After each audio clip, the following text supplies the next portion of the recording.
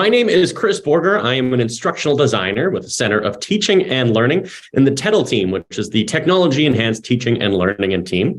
Today's webinette is entitled When Bells and Whistles Come Before Teaching Practice, Using Technology Wisely. So that'll be our focus of our short little 15-minute webinette today.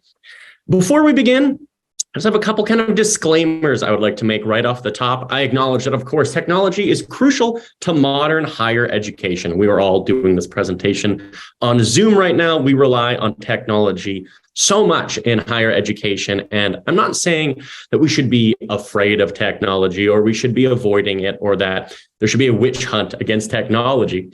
And I also just want to establish that introducing new technological supports into your teaching, it is encouraged.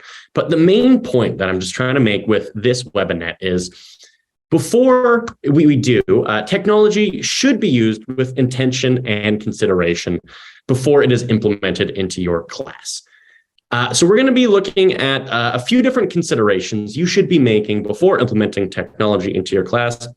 This isn't comprehensive. This isn't an entire every consideration you could ever make, but we'll be looking at three main considerations today. The first is student cost, and that is in terms of both students' time cost and students' monetary cost. So we'll dive into that a little bit. The second consideration I would love for you to make is thinking about the potentials for distractions. How can technology actually act as a distraction? So we're going to dive into that a little bit as well. Finally, we're going to be covering some potential security issues that can arise from using technology in a post-secondary setting. Our main learning outcome of today's webinette is that by the end of this presentation, you should be able to understand several of the considerations that should be made before implementing technology in your class. So that all being said, I just want to start with a little quote. As Gumport stated in the 2016 publication, Technology and Higher Education, Opportunities and Challenges of the New Era, it is important for teachers to note that integrating technology into their curriculum and lessons is not a magic wand where students will easily remember or understand the material better. So with that in mind, let's look at our first consideration we should make, which is student cost. So here we have an image of a typical first-year university student. You can see this is just your standard first-year student. They're doing some online learning. They are flush with cash. They're very wealthy. They have literally indispensable amounts of money. That's not the case. As we know, students are not, don't have infinite money. In fact, if we look at the increase in cost in post-secondary education in Canada, we can see that it's going up for Canadian undergraduate, Canadian graduate, and especially international undergraduate and graduate students as well. If we're looking, this is just the predictions that are made by Stats Canada, but if we're looking to the year 2037, for both international and Canadian students, there's going to be a continued increase in the cost of post-secondary education. So with that in mind, limiting our student cost should be something we are thinking about. So yeah, just to establish, cost to students is at an all-time high, and as everything gets more expensive, so does education. I remember back in my day, you could get a doctorate and it would cost you just a big shiny nickel, and it came with a hectare of land and a good horse. But those days are gone. So we should be conscious of that, because reducing additional expenses promotes equality, and requiring costly technologies can create inequities in your class. Like an expensive required textbook, technology with a high price tag will simply not be bought by some of your students, likely those from a lower social economic background, and thus their educational experience will be of a lower quality than that of their peers. So being conscious of this, considering this, is definitely something we should be doing. If you are having your students pay for a service, ensure that it's necessary and that it serves a purpose. For example, imagine that you decide that your students are going to create a video project. So you say, students, for this course, you need to make a video project.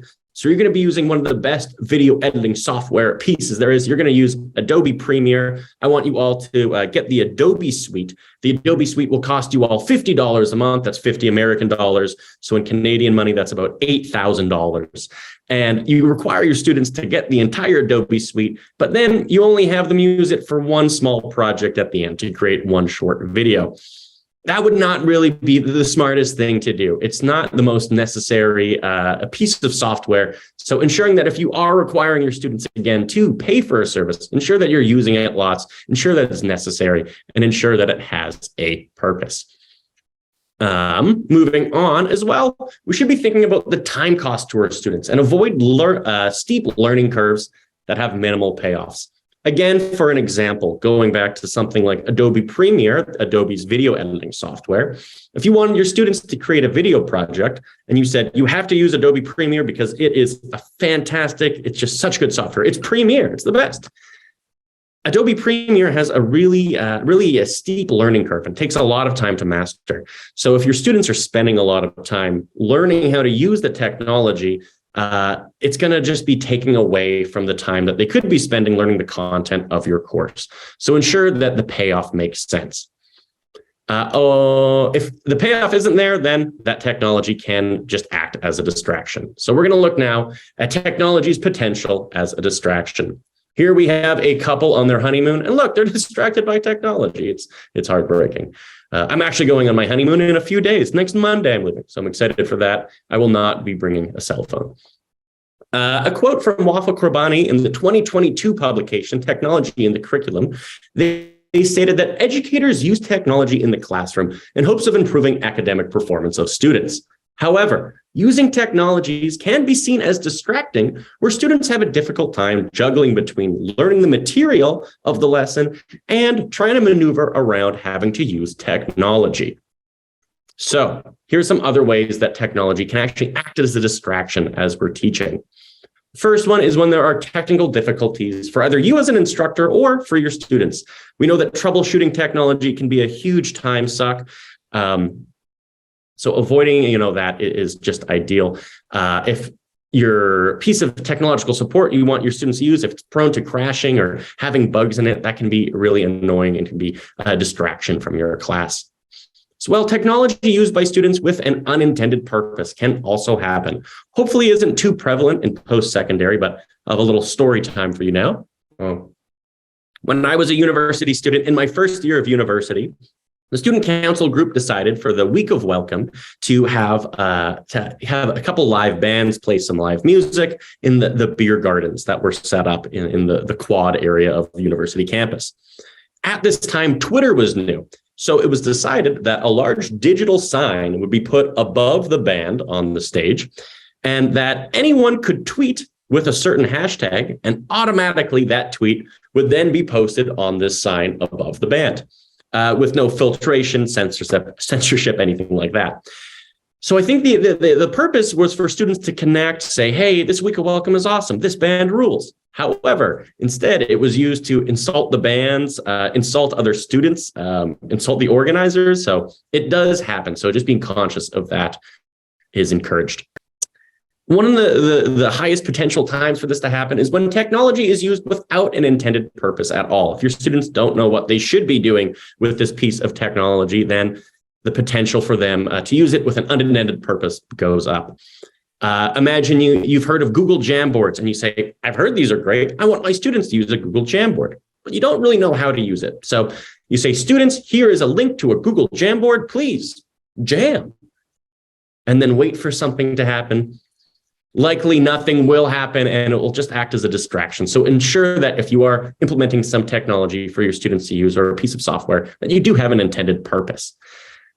Sometimes technology is more trouble than it's worth. We were talking before about those steep learning curves and about how those can be negative and can sometimes make the piece of technology more trouble than it's actually worth. So how we can figure this out? Is this piece of technology worth using? First thing you can ask yourself is, this. What is the intended benefit of using this technology? And then ask yourself, is it accomplishing this?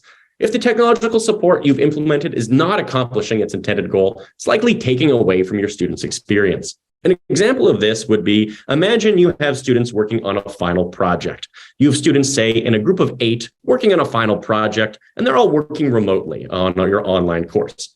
You might say to those students, I want you to use ClickUp. ClickUp is a piece of software that is a project management tracker. It allows you to break any project into smaller steps, assign those steps, and then collaborate with other people and check off those individual steps. So you can all see your progress as you go along and ensure that no steps are missed.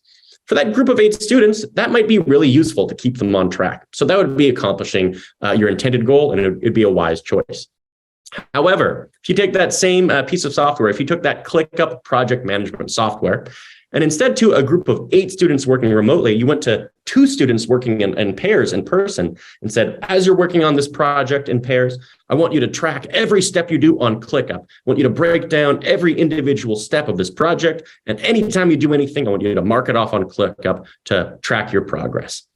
For those 2 students, that might be not that necessary because, they're face-to-face, they're communicating with each other. It's easier to stay on track with each other. So having them then mark down every single step they do in ClickUp might be actually more of a waste of time than it will be beneficial to them. So if you are using a piece of technology and it's not accomplishing its goal, can lead to frustration in your students, less engagement in your students, and also less trust in you as a subject area expert. So our final consideration I would like us to look at are security issues. Here we have a picture of your typical hacker. They're out there, folks. You gotta be careful. You can see they put a laptop in looks like they've duct taped a laptop into a tool case, which will make it faster. They have VR on, and it looks like there is a little door stopper on their VR too. So it's a dangerous cyber hacker we're dealing with here. So how can we deal with this? With the increasing use of online platforms for learning, there's just also an increase in the risk of personal data being misused or hacked.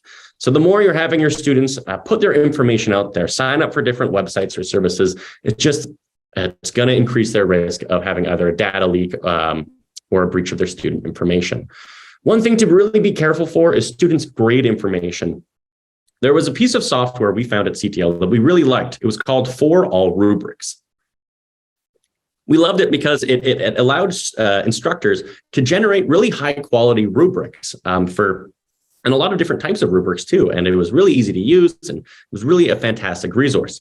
The issue with For All Rubrics is that it encouraged its users to store their students' grade information on the For All Rubrics website, which was not secure and not okay. So always, that was kind of the big issue with For All Rubrics. So just being aware of that too, that we should never be posting our students' grade information on any external websites. I'm going to talk very briefly about this kind of catch-22 of equity versus privacy. We talked before about how we want to limit our students' cost in our courses to make our courses more equitable and make sure that everyone can have the same high-quality educational experience.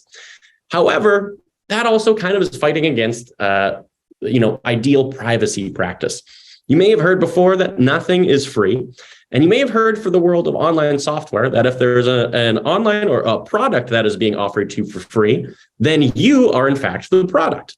An example of this would be something like Facebook. Facebook is free for all of its users to use.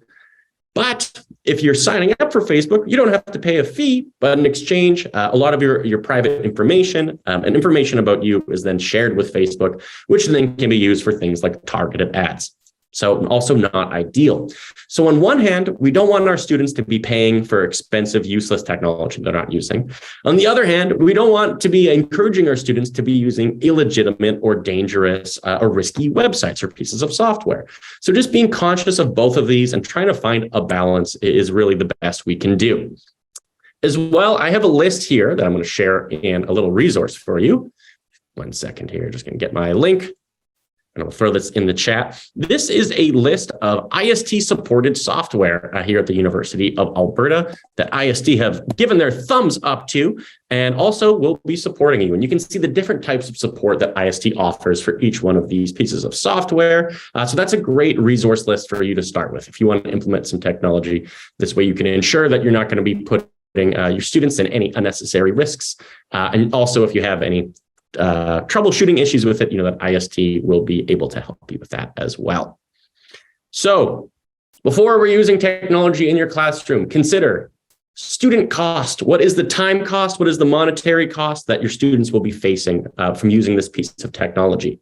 Consider potentials for distraction. If this piece of technology is used for an unintended way, or if you don't have a plan at all, just be aware of some of the consequences that can arise from that as well. Finally, thinking about security issues, not wanting to put our students in any unnecessary risky situations where they might have their personal information or grades leaked online. As Vivian Collison points out in a study for the College of Education at Michigan State University, computers do not teach students to question, to discriminate amongst sources of information, to weigh perspectives, to think about consequences, to bring contextual meaning to a situation, to be creative, or to make careful judgments. So it would seem for the time being that job would be ours as instructors. Here's some resources that I use for this presentation here. That has wrapped up our quick webinette covering on ways that we can be using technology wisely in our courses. My name is Chris Borger. I'm an instructional designer here at the Center of Teaching and Learning. And thank you so much for participating in our today's webinette. Thank you.